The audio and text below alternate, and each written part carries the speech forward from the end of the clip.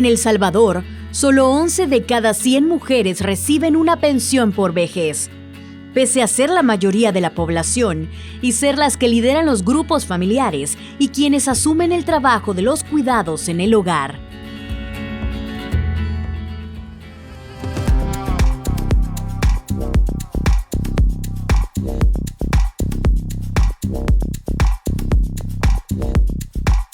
$40 años tengo de estar vendiendo.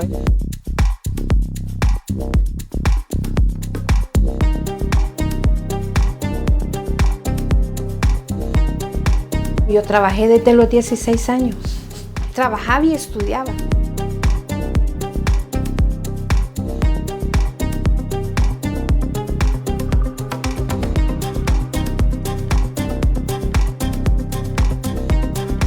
Trabajé casi los 28 años. De noche y de día, da 24 horas, había meses que hasta 36 horas. En El Salvador, hay más de 600,000 mujeres que pasan de los 55 años de edad. Todas merecen una pensión para tener una vejez con lo necesario. Se merecen una pensión por sus largos años de trabajo, por haber asumido la maternidad, por sacar adelante a la familia, por asumir una participación social, comunitaria, política y cultural. Pero ¿por qué en la adultez la mayoría no tiene una pensión? Y las que sí tienen, ¿qué monto reciben? ¿Para cuántos años les alcanza? ¿Y el Estado qué rol tiene en todo esto?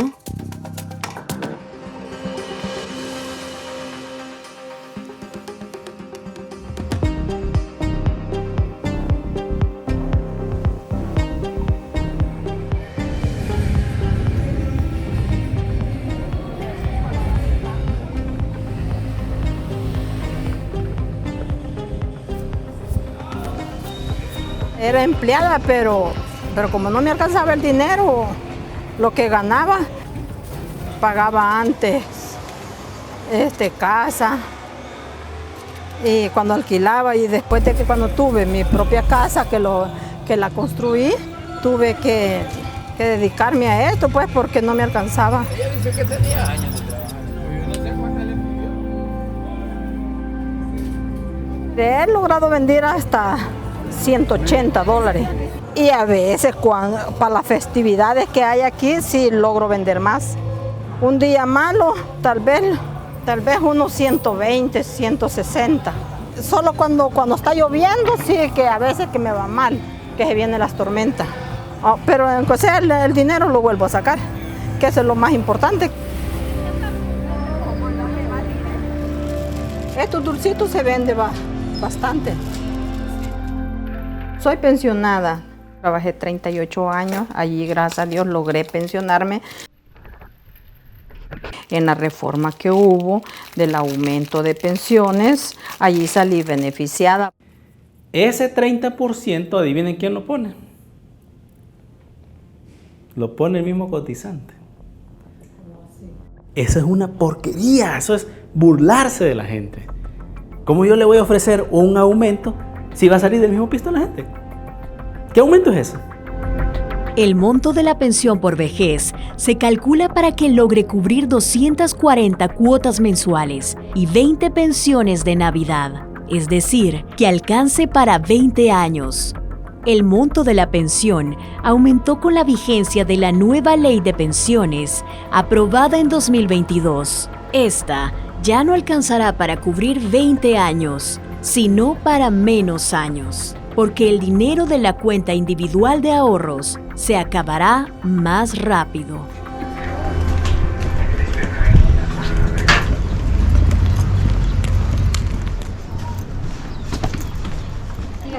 Mire, pues dice ingresos 319,42 centavos, seguro social $25, porque son $24.91. AFP no es tanto, es 3,19 centavos. Y otros dice ahí que son los descuentos 159,7 centavos. Total descuentos dice 187,17 centavos. Líquidos 132,25 centavos. ¿Y con esos 132 qué logras cubrir? Pues yo creo que nada. Son inseguros las tormentas. En otros países que supuestamente dicen que son más pobres que El Salvador, y el mínimo es más alto. Porque fíjese que en Costa Rica, $700, ay, imagínense, que supuestamente son países más de bajo. Y aquí imagínense que supuestamente ya es otro nivel de vida aquí, ¿verdad? Pero a saber cómo será usted eso, pero la verdad que no, hombre, lo que dan. Las AFP, que hoy son más millonarias, ganan mucho más de comisión. Tal es así que la utilidad superó el 100% comparado de un año hacia el otro. En el 2022, a diciembre del cierre del año fiscal, que los auditores hacen la revisión de los estados financieros de cada una de las dos AFPs, cerraron con 17 millones de utilidad neta. El año pasado fueron 34 millones, un poquito más. De utilidades netas. Cuando decimos utilidades netas es que ya pagaron impuestos, pagaron costos fijos, proveedores, salarios, etc. Y les queda el dinero constante y sonante. Más de 34 millones. El sistema de pensiones de El Salvador solo cubre al 29.19% de la población económicamente activa. Es decir, que de cada 10 que trabajan, solo 3 cotizan para tener en el futuro una pensión por vejez. Pero el sistema se vuelve más excluyente cuando se trata de las mujeres en relación a los hombres. Cuando analizamos las trayectorias laborales de los hombres y de las mujeres, vemos por un lado que no solamente es la brecha salarial, que para 2023 fue alrededor de $60 y se ha mantenido a lo largo del tiempo, ¿verdad? Es una brecha estructural que plantea diferencias en la capacidad adquisitiva actual durante la vida productiva y, claro, para la edad de jubilación. 1 de cada 10 alcanza una pensión por vejez en El Salvador y esa brecha se amplía mucho más cuando lo vemos en términos de, por ejemplo, si la mujer viene de una zona urbana o de una zona rural. Podemos pensar en todas las actividades que tuvimos que desarrollar hoy para poder llegar a nuestros trabajos, rendir de forma, digamos, remunerada. Todo eso es trabajo de los cuidados. Entonces, esta demanda tiene que ser cubierta. Y lo que encontramos en el caso de El Salvador es que es mayoritariamente cubierta por mujeres. Alrededor de 9 de cada 10 personas que se dedican a los cuidados de forma exclusiva son mujeres. Ciertamente los cuidados tienen una implicación lastimosamente negativa en el horizonte previsional de las personas cuidadoras, porque toca cuidar en condiciones precarias. Es decir, toca cuidar en lugar de tener un trabajo remunerado o toca cuidar compatibilizándolo con un trabajo remunerado, con lo que eso significa en horas de trabajo, que ya lo mencionaba Sara previamente, o toca cuidar de manera muy precaria en el sentido, por ejemplo, de que allí donde los salarios son bajos, los cuidados son precarios porque hay necesidades que quedan insatisfechas. Lisette comenzó a laborar desde los 16 años. Hoy tiene 61. Ella debe seguir trabajando para llevar lo básico a su casa. La maternidad y la atención del hogar la alejó por algunos años del trabajo formal. Esto le pasó factura al momento de reclamar una pensión por vejez, porque tenía la edad, pero no los años que exige la ley para tener derecho a una pensión. Trabajé los últimos 10 años en una empresa y desde ahí yo ya no me pude colocar por mi edad. Me dediqué a mi hogar, a mis hijos. Ahora que mis hijos se crecieron, se fueron del país, me quedé sola y yo me separé del papá de ellos. Pero recibo no es pensión la que recibo, porque la ayuda económica que me dan mis hijos es para ellos a través de la procuraduría y me sirve solo para pagar casa. Me quedo un poquito, que es lo que ocupo para el súper, pero cuando yo ya me veo en la necesidad, tengo que estarle hablando a ellos, no tengo. Y esto, vea, que no me deja mayor ingreso, ya vio que la cantidad que tengo, ya tengo ratos de tenerla, día vendo, días no. No, esto no es que yo venda el montón y que recibo el dineral, no.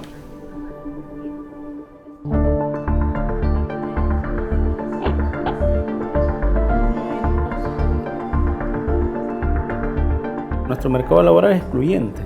Las mujeres, a pesar de que son la mayoría de las que están en la PEA, porque son mayoría en la población en general, sufren de más violaciones a sus derechos laborales. Por ejemplo, aquí tenemos una cultura empresarial, vea, antiderechos laborales, no en todo, pero sí en una buena proporción, que si la mujer queda embarazada, de entrada ya es susceptible a perder su trabajo.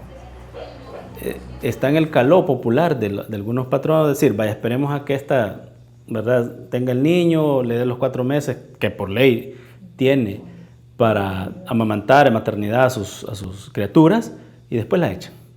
Así de fácil. Y otros son más ingratos, que una vez saben que está embarazada, la echan, ¿verdad? Y les vale sorbete meterse en problemas legales, pero lo hacen. Por ejemplo, en otros países a las mujeres se les reconoce, por ejemplo, 1 año de cotización por cada hijo vivo. Entonces, por ejemplo, una mujer que tuvo 4 hijos a lo largo de su vida laboral, pero tiene hasta 55 años de edad para lograr 25 años de cotización, lo cual supone que empezó a trabajar o que no tuvo ruptura, ¿no?, de trabajo. Pero puede lograr complementar ese tiempo siendo compensado por hijos e hijas, es decir, le faltaron 2 años de cotización, pero crió a 4 hijos. Entonces, ahí está, los cumple, entonces logra el derecho a una pensión.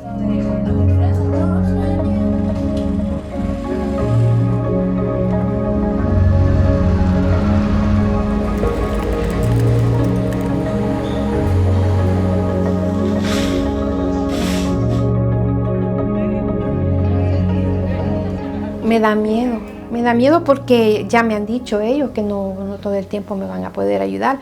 O sea, y digo yo, ay, ¿qué voy a hacer? Que yo me pongo hasta a pensar, ¿y si me muero? ¿Quién me va a enterrar? Yo no tengo, o sea, vieran qué feo, llegar a esta edad sola. No, yo no sé realmente y no me quiero hacer daño con esa idea, ¿verdad? Porque afecta. Pero hay que ser realista también, ¿verdad? Yo no tengo otro ingreso. No, la verdad que la pensión no alcanza a usted. No alcanza. Ay, Dios, no, la verdad que no, pues. Para la comida, la canasta básica, eso, ¿no? No, hombre, si hoy está más caro que... No, demasiado. En el caso de mi esposa, no tiene pensión, imagínense, ya tiene 68 años. Y como todo el tiempo trabajó de motorista y trabajó así, hasta ahorita él no recibe pensión. Bueno, como yo sola vivo, sí, me alcanza y me puedo dar ese lujito, pues, de irme a pasear por lo menos al Puerto de la Libertad. Ya más allá ya no. La desigualdad en la pensión entre hombres y mujeres se evidencia incluso en el monto promedio de la pensión por vejez o sobrevivencia. Pensión por vejez, hombre, $405.84 mensual.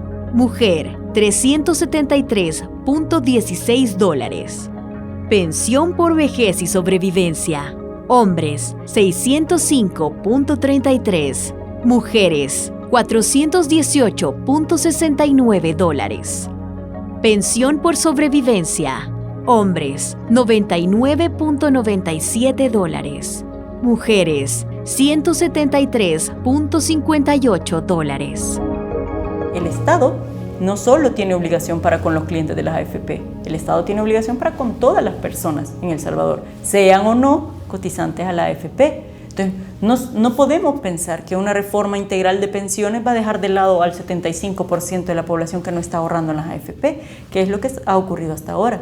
Mientras la vida de las personas y la calidad de la vida de las personas no esté en el centro del quehacer económico, es difícil pensar que las autoridades gubernamentales por sí mismas van a estar interesadas en implementar un sistema de pensiones o un sistema de salud o un sistema de educación que ponga al centro a las personas.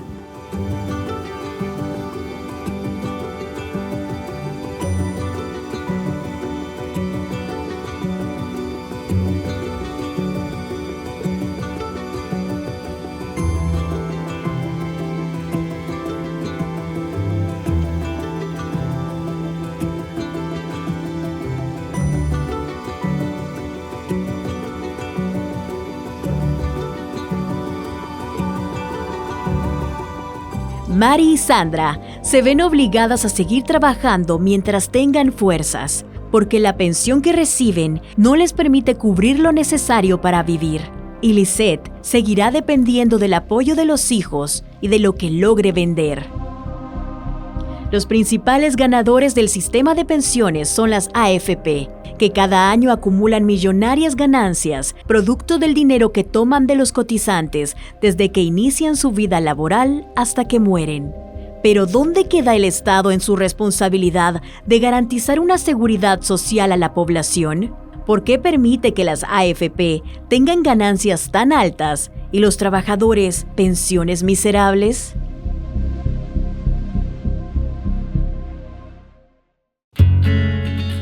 A continuación, el editorial. La pensión por vejez se considera un beneficio económico que se otorga a una persona luego de cumplir con ciertos requisitos. Esta figura está lejos de ser lo que implica la jubilación, vocablo que tiene connotaciones de liberación, alegría y descanso, elementos clave que deberían ser garantizados a los adultos mayores.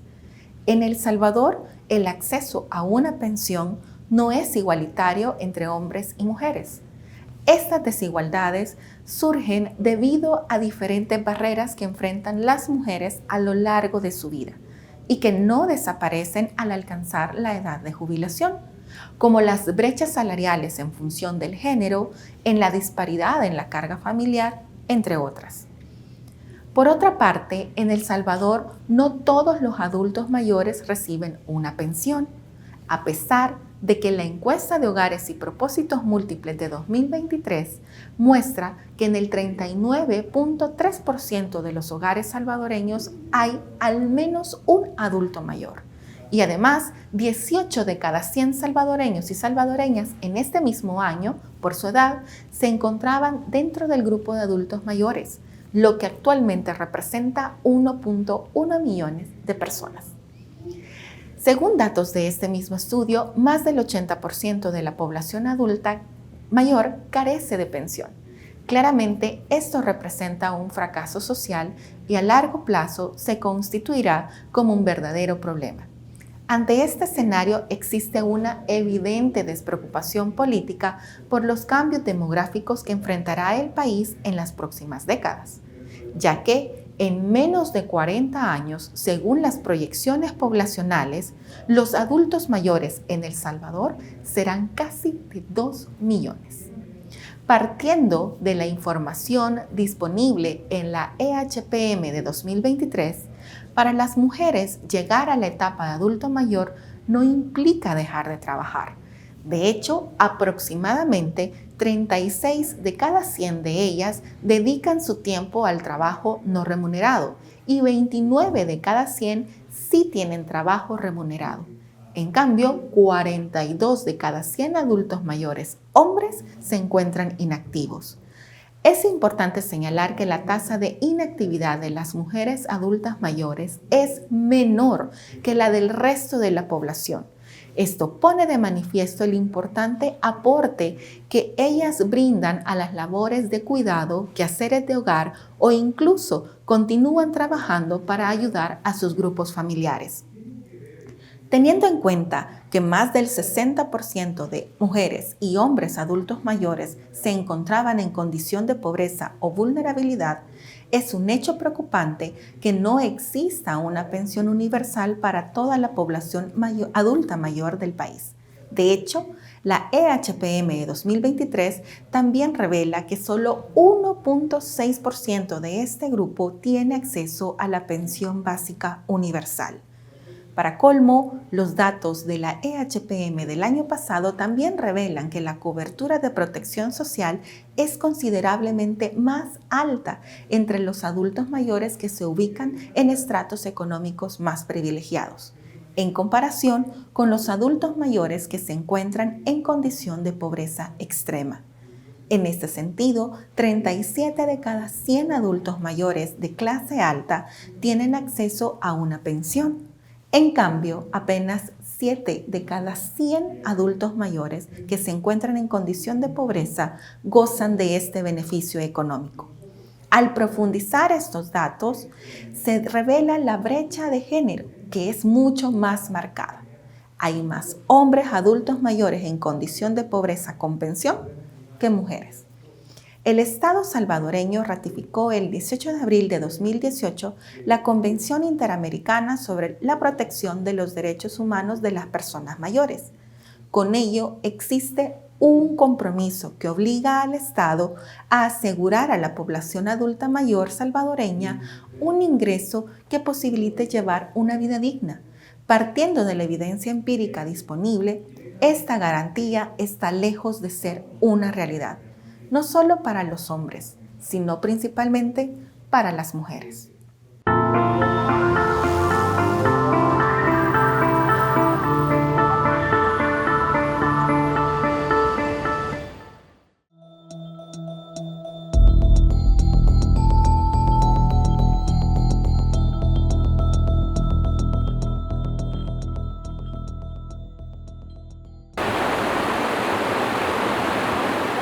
Me fue a traer una comadre, me dijo, ya se fue, me dijo, ya se fueron todos los hombres, me dijo, se llevaron todos los hombres, me dijo, se llevaron 28.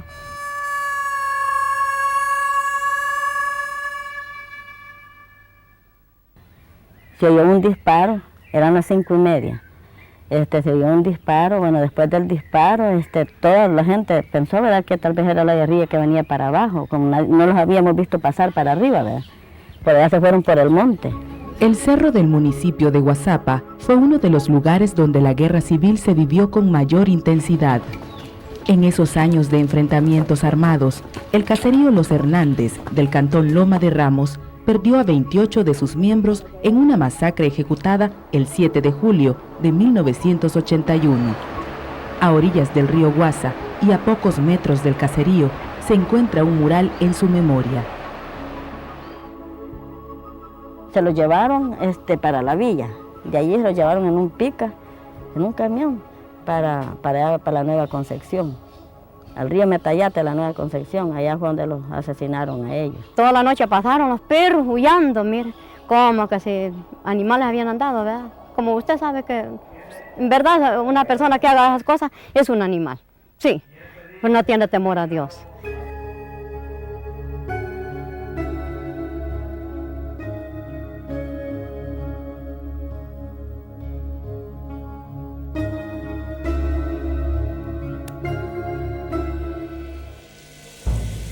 Según testimonio de los sobrevivientes, supuestos miembros de los escuadrones de la muerte irrumpieron en las viviendas del caserío y sacaron a sus habitantes.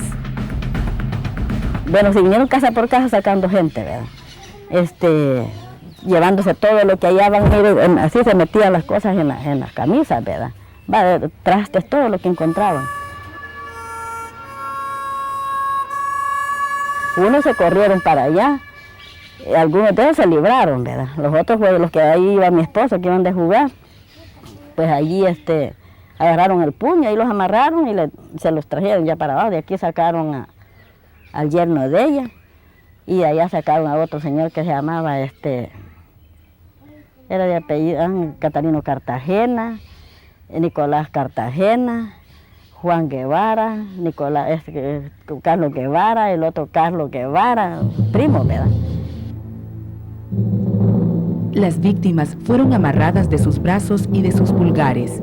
Fueron llevadas a las orillas del río Metayate, donde fueron torturados, golpeados y asesinados.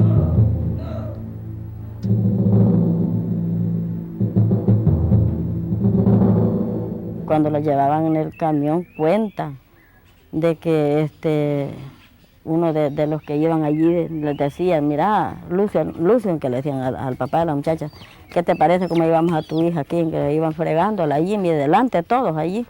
Y él dijo que les decía, mejor mátenla, que ya no me la hagan sufrir, dijo que les decía, y le pegaban a él también. Dijo.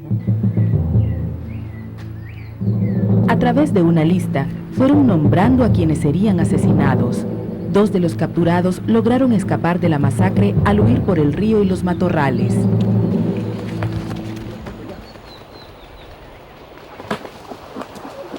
Se llevaron, pero se salvaron 2. Se salvaron 2 porque uno se tiró al río, ¿verdad? Iba medio desmaneado con el otro se tiró a los montes. Una de las escenas más impresionantes para los sobrevivientes de esta masacre sucedió cuando llegaron al río Metayate a recoger los cuerpos de sus seres queridos. Con señales de tortura, se encontraban esparcidos en las riberas del río. Unos estaban degollados, miren, otros con un chepito que era el primo mío, mire, aquí tenía las bombitas de los ojos, mire, tostado, el hilito que tenía aquí bien tostado, aquí, mire. Bien volados los pedazos de oreja, y aquí degollados, otros con las tripas de fuera, otros le habían volado el pedazo aquí de la cabeza, mire, de todos modos los habían dejado. Pues nosotros decíamos que el escuadrón de la muerte fue. Porque antes de eso ya habían llegado, y de nosotros, de la niña Edith, ya había llegado un montón de las Fuerzas Armadas, que llegaron y les dijeron de que los entráramos para adentro. Y entonces nosotros no los íbamos para adentro. Entonces les dijeron, váyanse para adentro, les dijeron, pero con aquel gran garbo, porque si no ya les vamos a tirar una bomba, dijeron.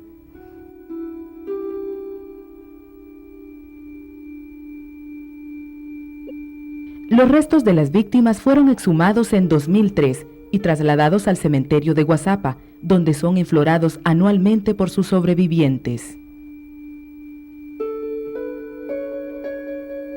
Hoy ya estamos contentos y conformes que ya los tenemos aquí cerquita, porque cuando los teníamos allá lejos, se les dificultaba ir allá. Y ellos viven, ellos no han muerto, son unos mártires. Ellos están vivos, ellos dentro del corazón de cada uno de nosotros, ellos viven mientras nosotros vivimos.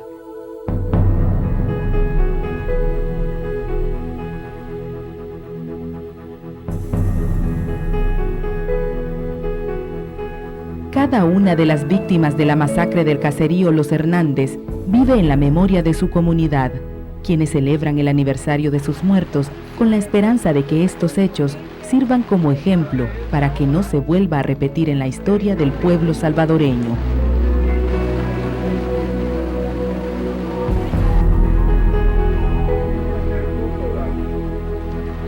Comenzó a hablar y les enseñaba.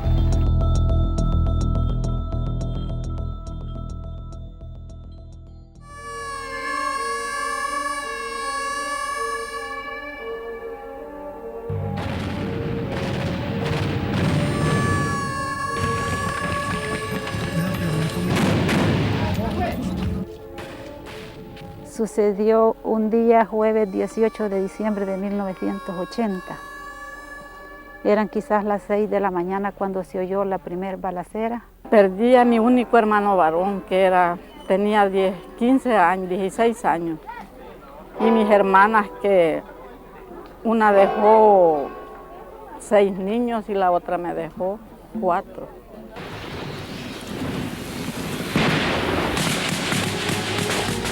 La guerra en la zona del campo era intensa. Muchas familias perdieron a algunos de sus miembros durante los años que duró el conflicto. Familiares de las víctimas de la masacre de las Tablas recuerdan los hechos. Yo recuerdo que me agaché así por los surcos de la algodonera. No había un surco que no hubieran soldados, que no hubieran pues zapatos de soldado. Salí y me dice, ¿para dónde vas? Me dice un soldado, vas a trabajarle. Andate para el campamento, me dice, porque aquí no se va a trabajar. A las 8 de la mañana sacaron a la gente que andaba cortando, hombres y mujeres en la algodonera, y las trajeron para aquí, para la hacienda, y las pusieron en fila. Entonces ahí fueron escogidas las que sacaron. Las personas fueron alineadas en el campamento conocido como Inbarza. La gente señalada fue llevada a una quebrada ubicada a pocos metros del lugar. Fueron 3 hombres y 4 mujeres, aquí en la algodonera. Y uno que mataron por ahí, que se corrió y lo agarraron a balazos, ahí quedó, ahí está enterrado.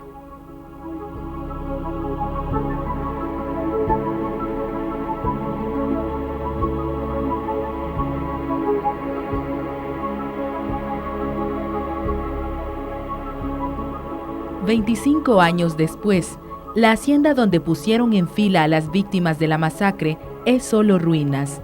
Isaura Navarrete e Ignacia Díaz recorrieron el lugar con la imagen presente de lo ocurrido a sus familiares. Los 3 hombres los habían dejado en la quebrada boca abajo. Allí no sé dónde tenían los balazos, ¿vea? Pero mi mamá sí, a los hombres los habían dejado en la quebrada, mi mamá la habían dejado así en el bordo. Y ella sí tenía quizás un balazo aquí porque tenía todo aquí de fuera. Según los familiares de las víctimas, estas tenían rastros de haber sufrido torturas antes de ser asesinadas.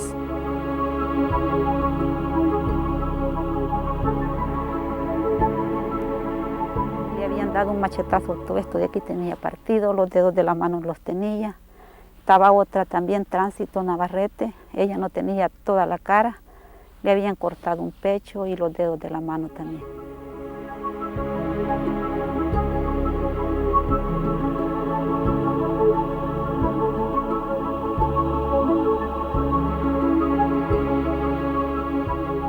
Fue un día muy triste, no sabría describir lo que sentía que la vida se había terminado. La masacre de las Tablas será recordada por sus familiares y amigos como uno de los hechos más lamentables ocurridos durante la guerra, un hecho que la memoria histórica del país no debe olvidar.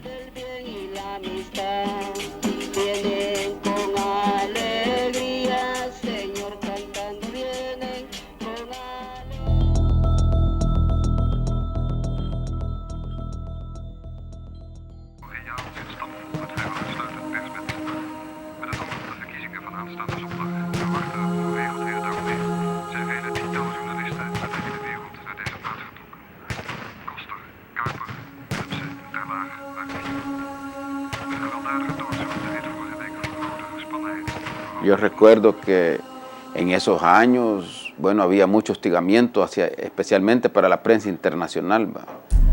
La guerra civil de los años 80 fue devastadora para El Salvador. El país estaba en primera plana de muchos periódicos internacionales, quienes enviaban a sus periodistas a cubrir la guerra salvadoreña, bajo el riesgo de perder sus propias vidas. En 1982 se realizaron las primeras elecciones enmarcadas en el conflicto armado. En esa época que estábamos en lo más crudo de la guerra, llegó al país una gran cantidad de periodistas extranjeros, ¿no?, para cubrir esas elecciones que eran las primeras que se llevaban a cabo en guerra, ¿no?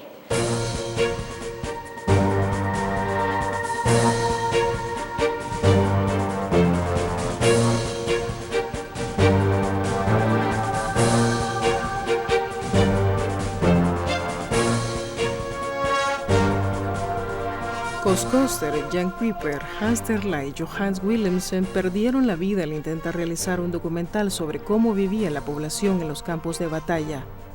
El hecho ocurrió en la cercanía del desvío a Santa Rita, Chalatenango. Solo un miembro de la guerrilla sobrevivió. Los atacaron, una sola ráfaga los hicieron. Una ráfaga.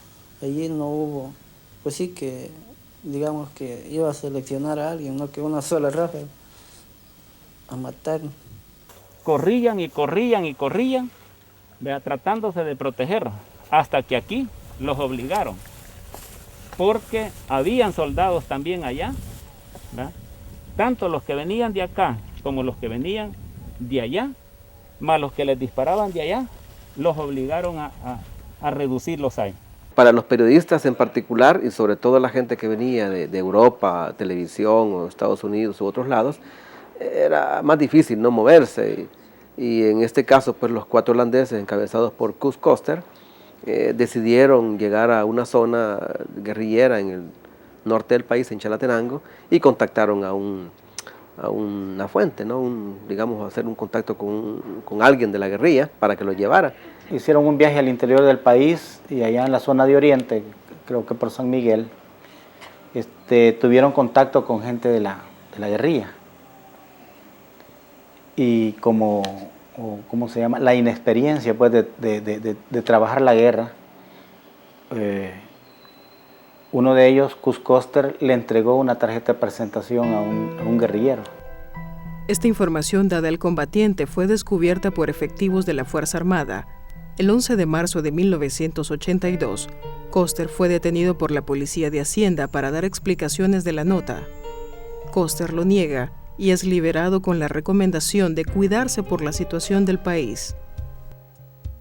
En aquel momento, tener una investigación de los cuerpos represivos como la Policía de Hacienda era altamente peligroso, pues.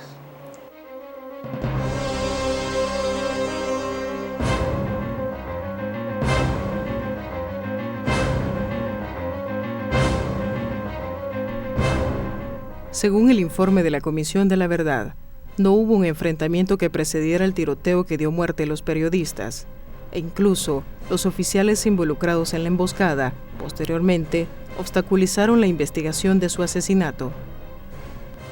Es muy triste, ¿va?, que no se aclaren todas estas masacres, ¿va?, porque es como darle vuelta a la página de un libro donde hay bastantes raíces de los cuales vienen los problemas de este tiempo.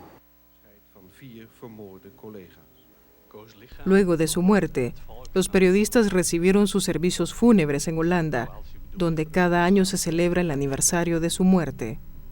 En El Salvador, periodistas y amigos también recuerdan su fallecimiento. Bueno, aquí en El Salvador fuimos pocos los que lo recordamos, hicimos un acto para recordarlo. Era un acto ecuménico que se hizo en la cripta de Catedral. Koster era un periodista con muchos años de experiencia. Su compromiso con la noticia le hizo estar cerca de personajes importantes de la historia de El Salvador, como Monseñor Romero. Monseñor Romero, una tensa calma en El Salvador. Los pueblos siguen insistiendo sus reformas, la izquierda organizando el pueblo. ¿Cuál es la posición de la iglesia? Buenos días, cuánto gusto. Creo que es un poco incómodo platicar aquí, pero está bien definido, una tensa calma. Parece que hay calma, pero sí hay agitación, hay preocupación. La iglesia pues defiende la justicia social y apresura esos cambios y teme pues que se vayan a estorbar por la negligencia tal vez del gobierno, que no apresure las cosas, y por las oposiciones tanto de la extrema izquierda que no deja trabajar, parece que quiere solamente su solución violenta, y sobre todo más temo la extrema derecha, que ya se está viendo que apenas se tocan sus intereses, está poniendo todas sus baterías también, ¿verdad?, a la defensa. El asesinato de los periodistas holandeses marcó la pauta del nivel de peligro que corría el periodismo en los años de guerra.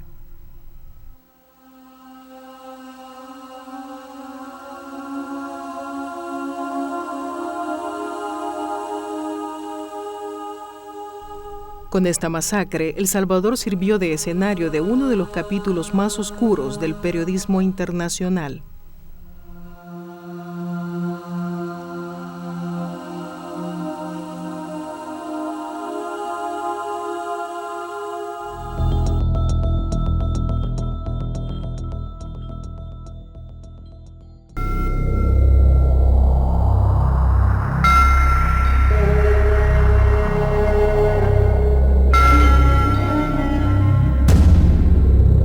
Durante el periodo de la guerra, Morazán fue escenario de fuertes operativos.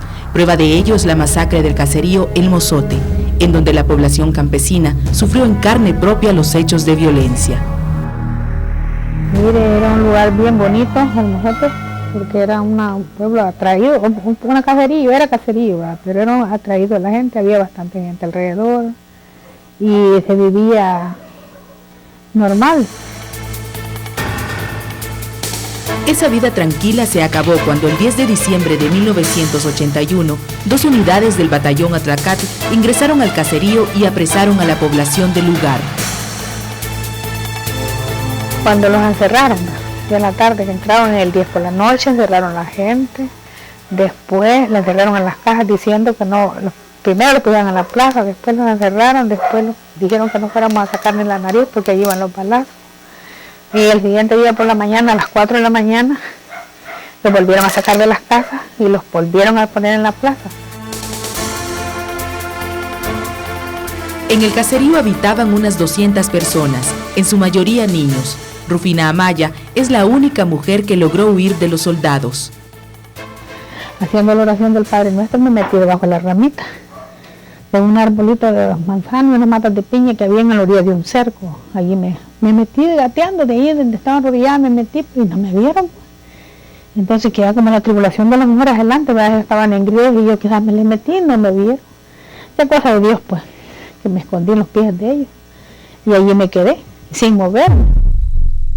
Según la sobreviviente, después de masacrar a las mujeres, los soldados se encargaron de los niños, que fueron encerrados y separados de sus padres.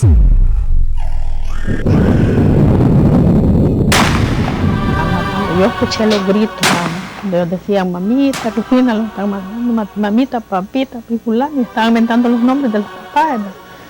Me decían mamita, Rufina, mamá, lo están matando con cuchillo, con balas, decían los niños. Así presentaban ellos la tribulación. Y yo, entonces, eso es lo que yo no quería escuchar y me quería salir de allí. En 1992 se llevó a cabo la exhumación de los restos en el lugar en que fueron masacrados los niños. Un total de 143 esqueletos fueron encontrados en la zona conocida como El Convento. Las primeras investigaciones judiciales sobre la llamada masacre de El Mozote, en El Salvador, han traído una sorpresa escalofriante. Un 90% de los cadáveres descubiertos pertenecen a niños menores de 12 años.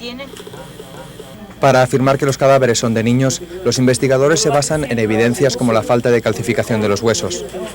Este biberón fue hallado junto al fémur de un pequeño esqueleto.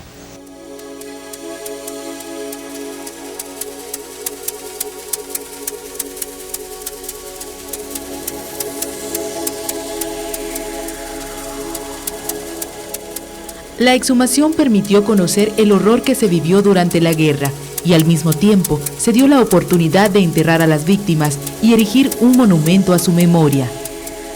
Nos golpearon duramente porque sabemos que nos masacraron a nuestros familiares injustamente. Y gente que no sabía defenderse, gente que no participaba ni en uno ni en otro bando.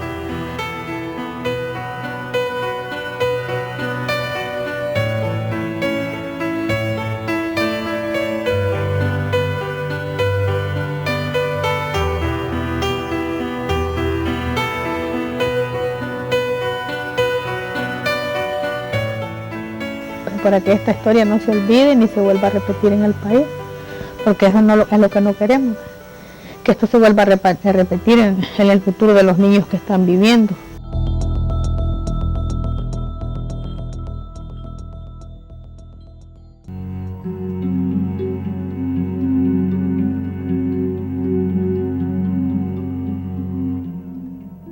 El atentado en Fenastras fue en 1989, fue el 31 de octubre a las 12:20 del mediodía, cuando todo el mundo estaba almorzando.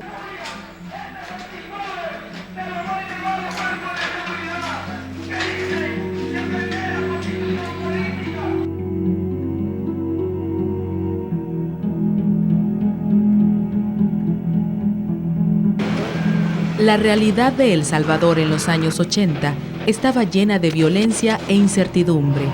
La guerra también se vivía en la ciudad capital. Las organizaciones populares defendían los derechos humanos de la población civil. Fenastras, que era una federación y es todavía una federación de trabajadores que, digamos, estuvo dirigiendo bastante, participó mucho, digamos, en ese proceso, digamos, de movilización de los trabajadores por sus reivindicaciones. Fenastras siempre se caracterizó por ser una federación sindical muy combativa, que respetaba los derechos de los trabajadores. Fenastras estaba ubicada a 2 cuadras de la entonces Policía Nacional. En sus instalaciones funcionaba una cafetería popular donde muchas personas llegaban a almorzar diariamente. Y a esa hora, pues lógicamente todo el mundo estábamos almorzando, cuando de repente, pues de una forma muy inesperada, fue el estruendo de la bomba, ¿verdad? Y fue en ese día fue que murieron 9 sindicalistas ahí, ¿verdad? Gracias a Dios yo salí sobreviviente de ese atentado. Fue justamente en el momento en que colocaron un saco con dinamita, con explosivos, justamente en el portón. El cafetín estaba al otro lado del portón. Según el informe de la Comisión de la Verdad, un trabajador afiliado a Fenastras observó a un sujeto cuando colocó un saco en el comedor de la Federación. Uno siente una aversión total, digamos, en esos momentos hacia el gobierno, porque nosotros creemos que el gobierno está implícitamente complicado o implicado en ese hecho. ¿Qué es ese perro? ¡Váyase!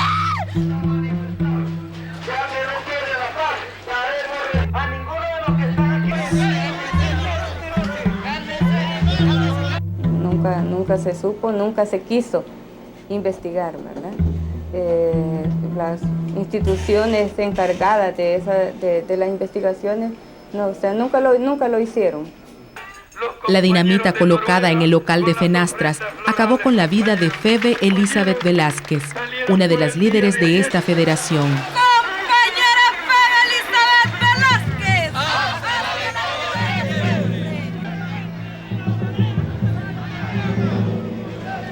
La compañera Febe andaba con su plato de comida ya buscando dónde sentarse para poder comer. Y yo le dije, mira, aquí sentate, yo ya terminé. Y yo me levanté, fui a lavar el plato, porque cada quien lavaba el plato donde comía, ¿verdad? Fui a lavar el plato y me fui a la oficina donde estaba la secretaria y todo el personal administrativo. Cuando de repente solo me zumbaron los oídos. Investigaciones del FBI determinaron que el explosivo colocado fue de alto poder, de aproximadamente 15 libras. Creo que hubo exceso de confianza y no se previó dejar algún tipo de vigilancia. Entonces no había nadie, en ese momento no había nadie por el lado de fuera del edificio.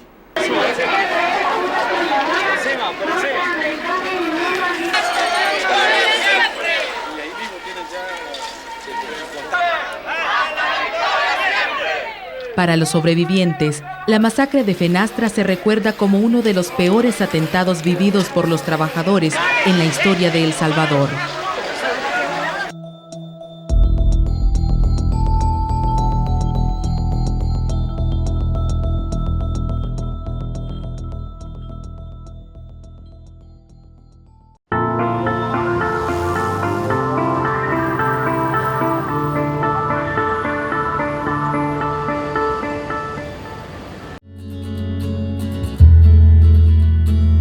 En Miradas damos paso a la sección musical.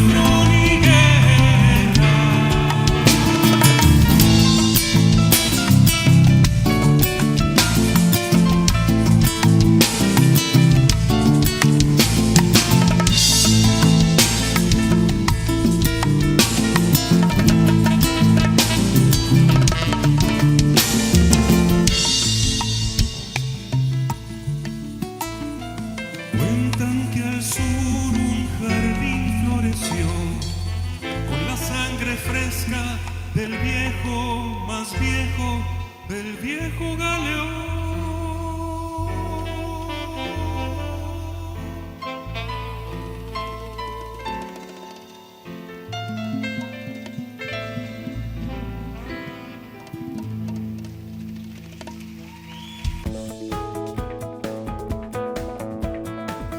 El segundo ganador de la reforma de pensiones es el Estado salvadoreño. Antes de la reforma, podía usar hasta un 45% del dinero de los cotizantes. Ahora puede disponer del monto que quiera y sin tener que justificarlo.